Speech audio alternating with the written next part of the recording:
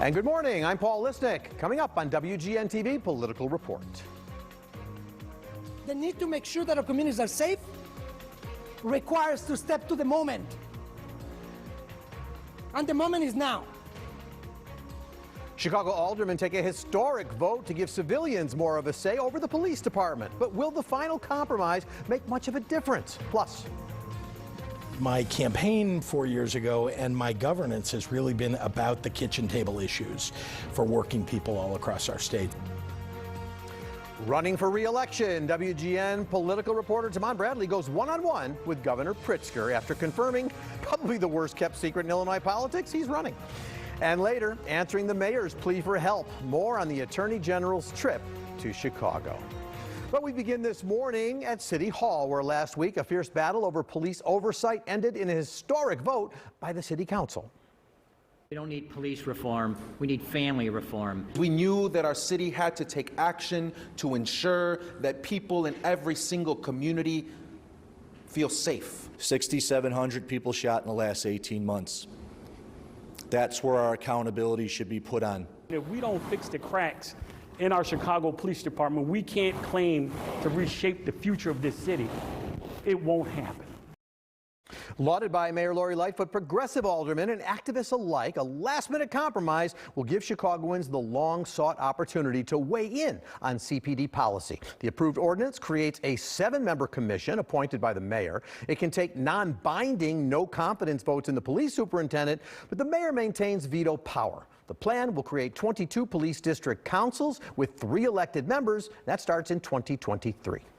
44th Ward Alderman Tom Tunney joins me this morning to talk about this week's council meeting and more. Alderman, good to see you again. Thanks for your time. Thanks, Paul, for having me on your show.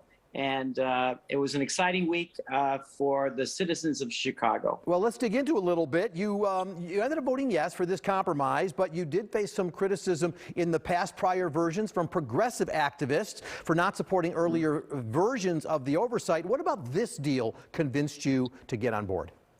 I think the differences with the compromises still gives the mayor veto power over the selection and firing of the superintendent, and also gives, just as important, veto power over policy that could be enacted by the district councils.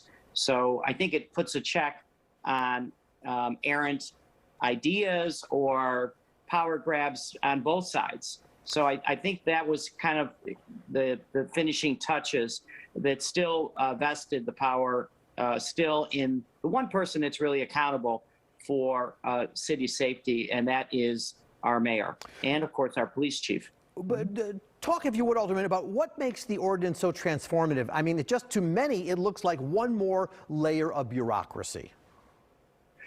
Well, I'm not saying this is going to be as transformative as people think it is, but I know that, as was obviously eloquently stated by some of our colleagues, we have to do something different in terms of police and community relations. For many communities, and I would not say that about Lakeview, but for many communities, there's been a distrust with the police officers, the police department, and also with the inability for good communication between the citizens and the police department in order to solve crime.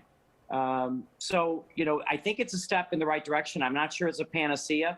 I somewhat agree with the levels of oversight on the police department, but I think this will finally give the community a very, very strong voice in policy and in leadership in conjunction with the police department. Well, this is really trying to help the police department too. Yeah, let me take that just one step further when you talk about the voice, because I think for some, it's not the elected board some had in mind. People will vote for people to sit on these sort of smaller district councils that serve in an advisory role for the mayor. She's got the power certainly to reject any suggestions made for larger commissions. So how is that giving power to the voters?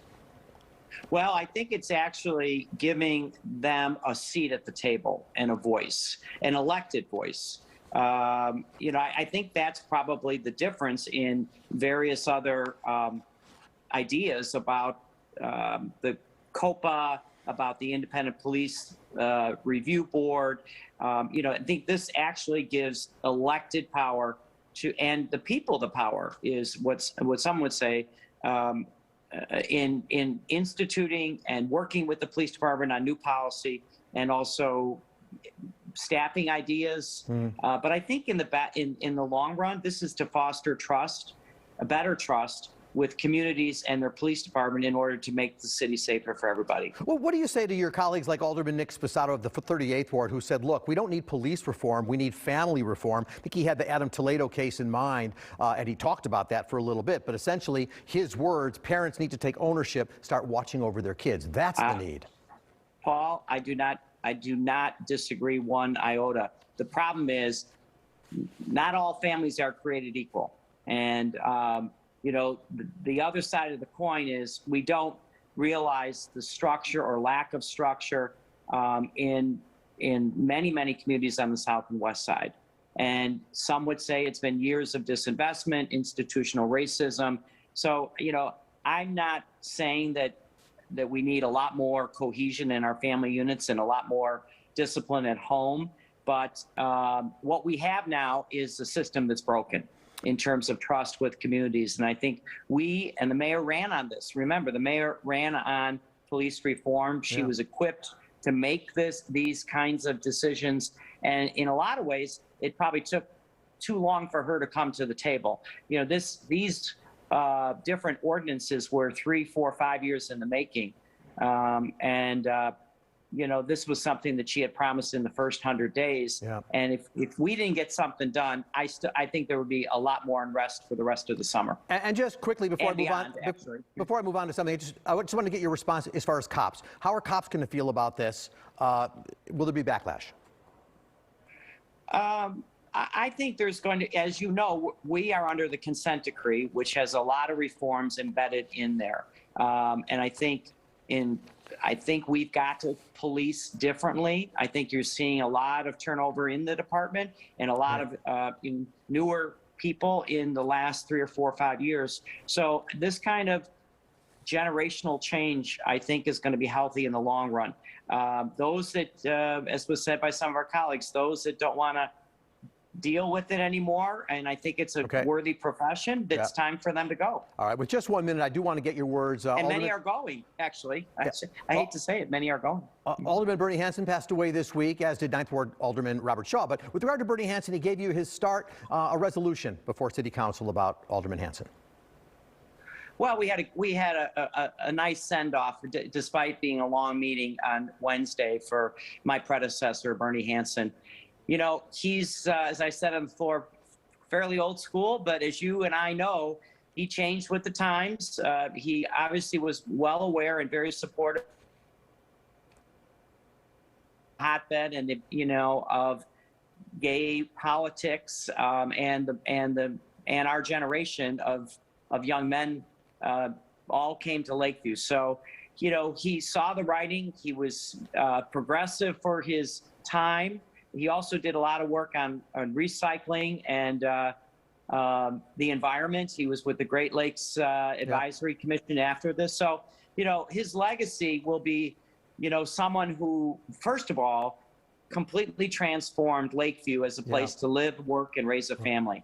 And so I think a lot of credit is due to him and what he was able to do for Lakeview, what he was able to do for the LGBT community, and what he was able to do for the city, especially on environment and recycling. Alderman Tom Tunney, thanks. So much more to talk about, but we ran out of time. Thank you. Have a great rest of your Sunday. Thanks for your time. Thanks, Paul. All right. You have a great rest of the day, too. Thanks so much. Also noting that former 9th Ward Alderman Robert Shaw also died last week at the age of 83. He also served on the Cook County Board of Review, among other political positions in the South Suburbs. Shaw and his late twin brother, William, helped black businesses gain traction in city government. The brothers also helped dozens of black lawyers become judges in Cook County. Up next on WGN-TV Political Report, the race for governor gets underway. Tamon Bradley talks with J.B. Pritzker as he launches his campaign for re-election. Stay with us.